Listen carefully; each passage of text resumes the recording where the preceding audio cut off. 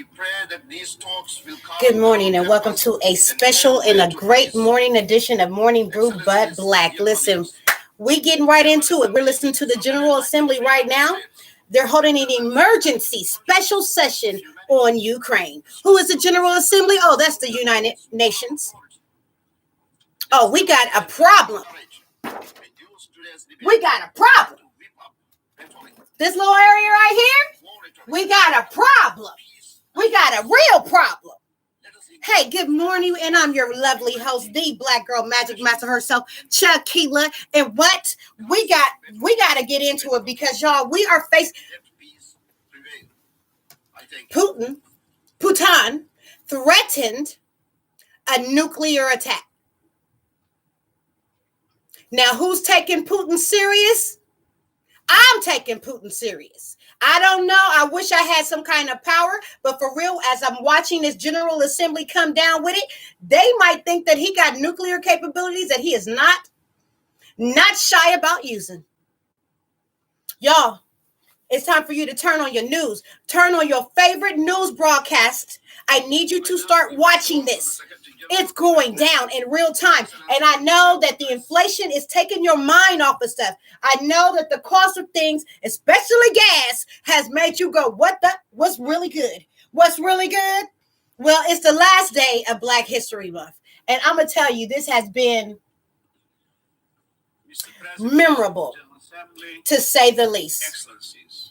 I'm sorry, let's continue listening to the General Assembly. It's raging across the country from air, land, and sea. It must stop now. Russian missile and their bombardments have been pounding Ukrainian cities day and night.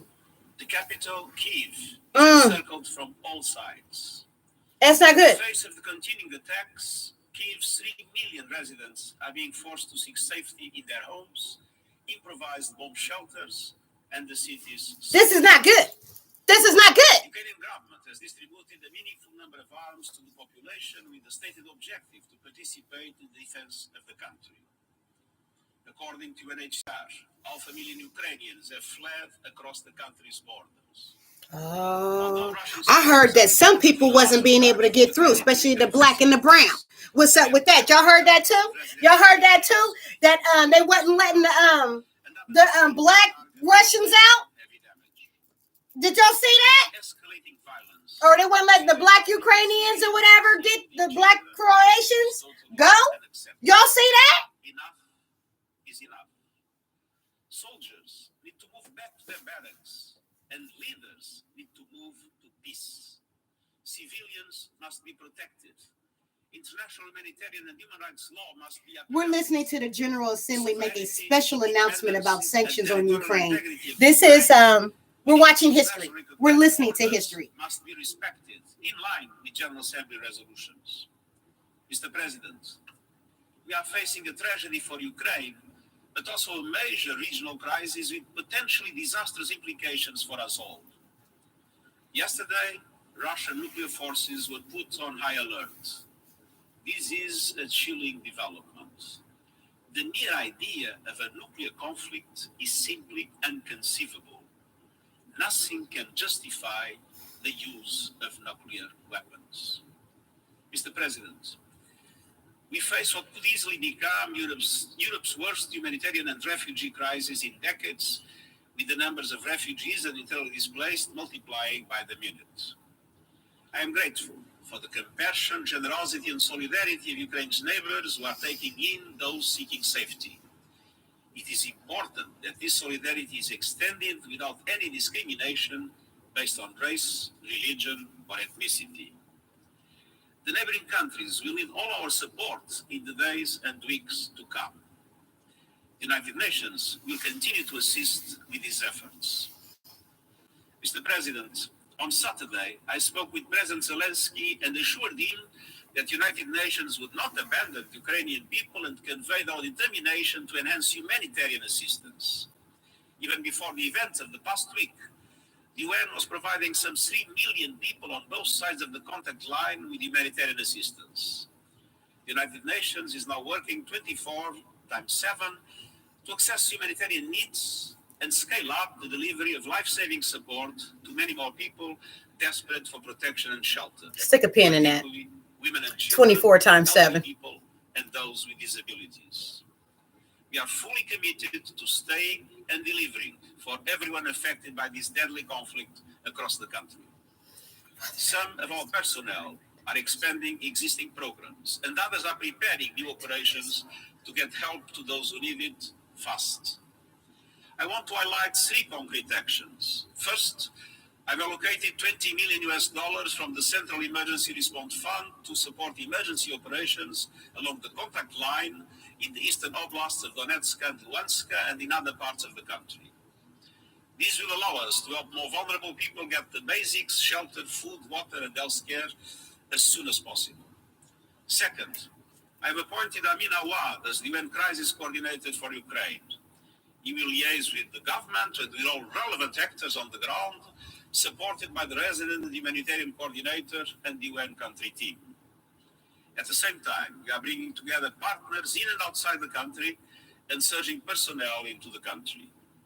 Third, tomorrow we will launch 2 coordinated emergency appeals for Ukraine and the region.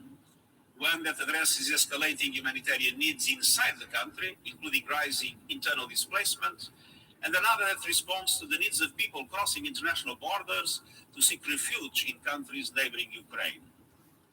As we ramp up our efforts, it is essential that the safety and security of UN and associated personnel in Ukraine are protected in accordance with international law, and that humanitarian access to vulnerable people and communities is guaranteed.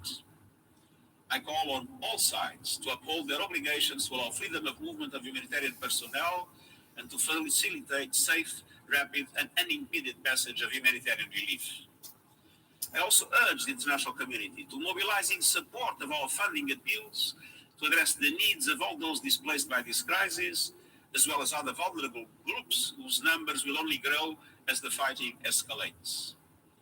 Mr. President, humanitarian aid is vital, but it is not a solution. It is simply treating the worst impacts of the conflict. The only true solution is peace. The attack on Ukraine challenges international law and the multilateral system rooted in the UN Charter. Some of the possible consequences of a worsening conflict are terrifying to contemplate. Regional tensions are rising. The latest security measures underline the high stakes for all. The economic repercussions of the crisis will have widespread impact, and I count on every member state to live up to the principles of the Charter. Mr. President, the guns are talking now, but the passive dialogue must always remain open. It's never too late to engage in good faith negotiations and to address all issues peacefully. I hope that the direct talks now taking place between Ukrainian and Russian delegations will produce not only an immediate halt to the fighting, but also a path towards a diplomatic solution. I welcome and encourage all peaceful efforts to end the bloodshed and halt this conflict. I thank the countries who have offered to host and facilitate negotiations. The United Nations is ready to support such efforts. Mr. President, war is not the answer. War It is death, human suffering, is not destruction, the answer. and an immense Let's end our end of our morning brew with some news from Morning Brew, because the climate crisis and biodiversity apparently your boy done went off the cliff and threatened a nuclear attack, and they're not sure whether to take it serious or not. So with that being said,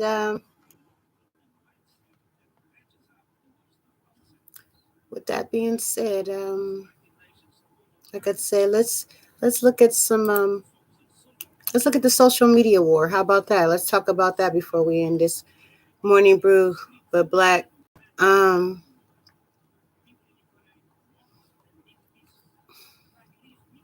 Okay, let me not avoid what I need to talk about. Let's talk about the weaponization of finance. So the invasion of Ukraine has made it clear that the modern warfare isn't drones, cyber attacks, and hypersonic missiles. It's also asset freezes, okay? Export controls and sanctions on the billionaires.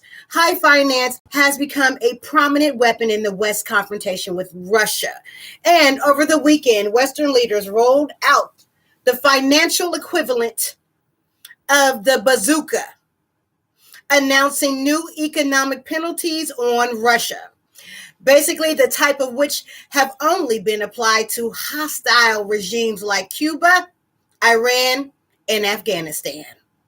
They include the partial SWIFT ban. Yes, Western governments put aside their hesitations and proposed banning some Russian leaders from SWIFT. Yes, that happened. The global messaging services that facilitates cross-border transactions, SWIFT. Yes, that was put aside. Yeah, they can't do that. It's a partial ban on that. It's a move that could cause turmoil, basically across global financial markets. This is why they've been going crazy today.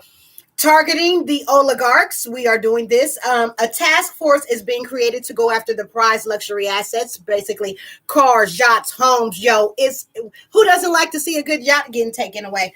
But of the ultra wealthy, you know what I'm saying? Of the ultra wealthy Russians, you know what I'm saying? In the hopes that they'll put pressure on Putin to back off, because they're not doing that. And 2 Russian billionaires already called for peace yesterday. So central bank freeze. Western leaders say they've moved to paralyze. I said paralyze the assets of the Russian central bank. Something that's never happened to a G20 central bank before. The central bank freeze is worth unpacking because of all of the talk about booting Russia from SWIFT as the nuclear option. Targeting Russia's central bank could be far more devastating. See, here's why. Last week, we described how Russia had prepared for the war by padding its foreign reserves, which can be deployed to keep its currency stable in the event of sanctions. But by freezing the reserves held abroad, the West would be blocking Putin from accessing them. You know what I'm saying? And the consequences could be calamitous. You know what I'm saying? Especially for the Russian economy, a plummeting ruble, spiraling inflation, and a run on banks, and some possible scenarios. Even yesterday, Russia lined up at ATMs to withdraw cash ahead of the potential collapse of the ruble, period. And what can Russia do? Not much, but threaten a nuclear war. But anyway, one potential solution would be to ask if it's China with a system, given that 14% of its reserves are held in that country. You know what I'm saying? But China, whose financial support of Russia is already fraying, might not be willing to help out for fear of basically secondary sanctions. You know what I'm saying? Bottom line, things are about to get more painful for the average Russian, and it didn't have to be.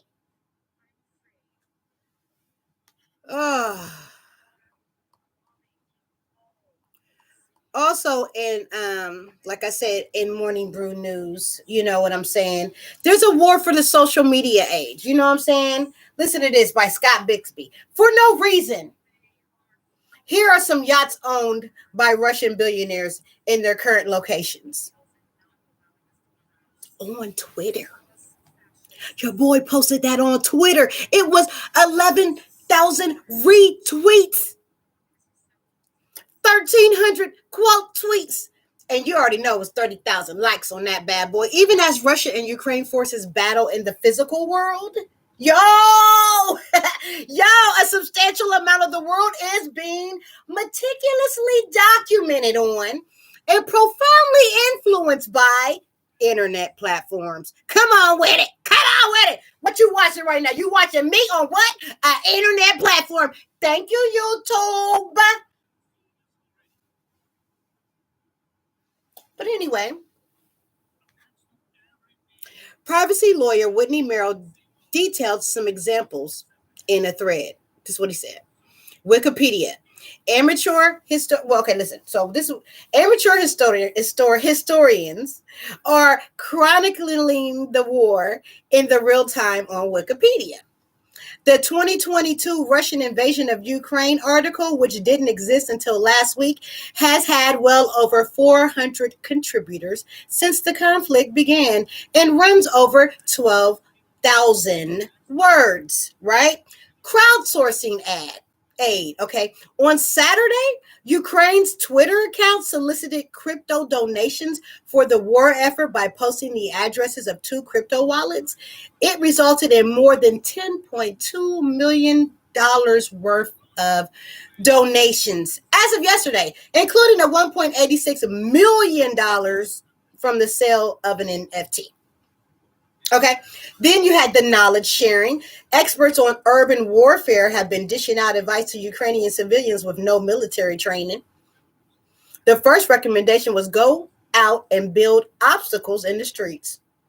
Then you had the billionaire watch. Sleuths are sharing the location of the yachts and the private jets that belong to Russian oligarchs. Then you got the misinformation situation. Many viral images and videos purporting to show the war in Ukraine are simply fake. From the famed Ghost of Kyiv fighter pilot, which is a clip from a PC game, to a photo of paratroopers over Kyiv that are just reflections from streetlights, okay?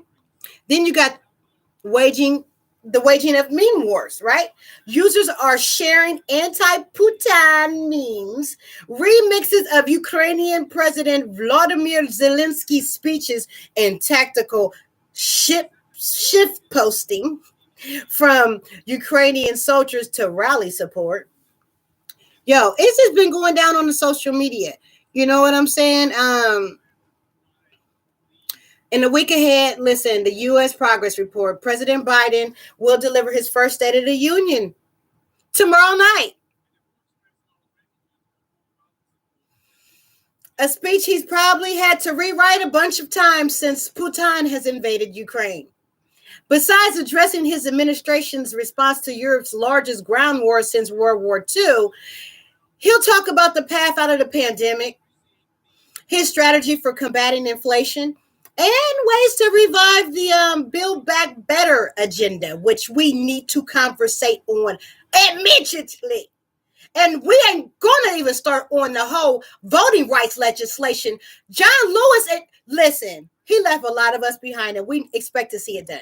Anyway, I digress. Let's go ahead. So, and remember, these statements that I make are no way in shape or form reflective of the Morning Brew people that I get this information from, which you can always get the link in one of my videos. I probably put it in this description a little later on. But just know, this is my views. These are my opinions. This is coming from the Black Girl Magic Master herself, Shaquila, who is pursuing her doctoral degree in business administration, I believe, at 45 years of age, divorced, and 2 children that are doing really well for themselves, 2 businesses, and me doing what I need to do. I am at liberty to speak my mind because I'm where? Anyway, so Jerome Powell on the mic. Listen to this. The Fed chair will testify twice before Congress this week. And it'll be interesting to hear whether the war in Ukraine is affecting the Fed's calculus for the interest rate hikes. We just want to see if there's any kind of connection. This is what we want to see. The job reports, they drop on Friday. Economists expect that the U.S. labor markets are going to continue to roll after the economy added a better than expected 467,000 jobs in January. So listen, earnings. We're not done yet. Quarter four earnings season.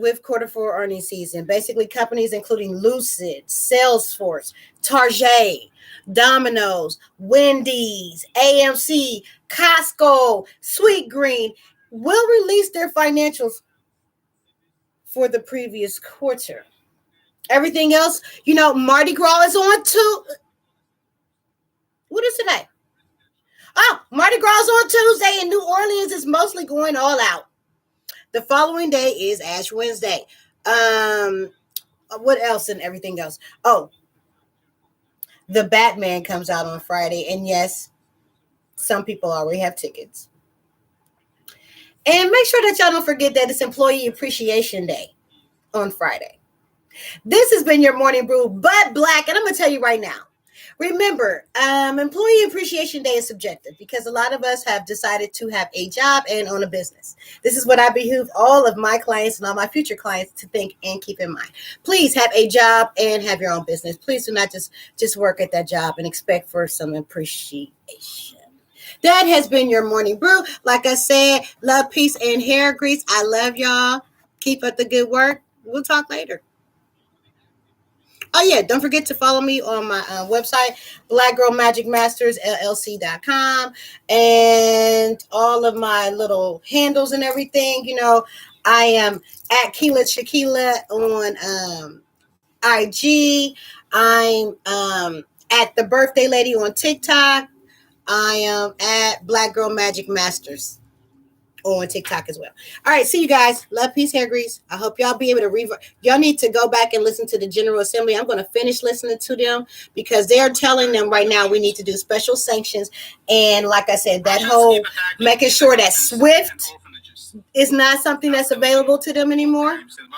That's going to work. All right, y'all. I'll keep you up to date. See y'all again. See y'all later.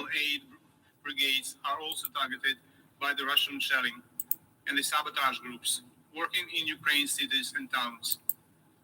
The Russian military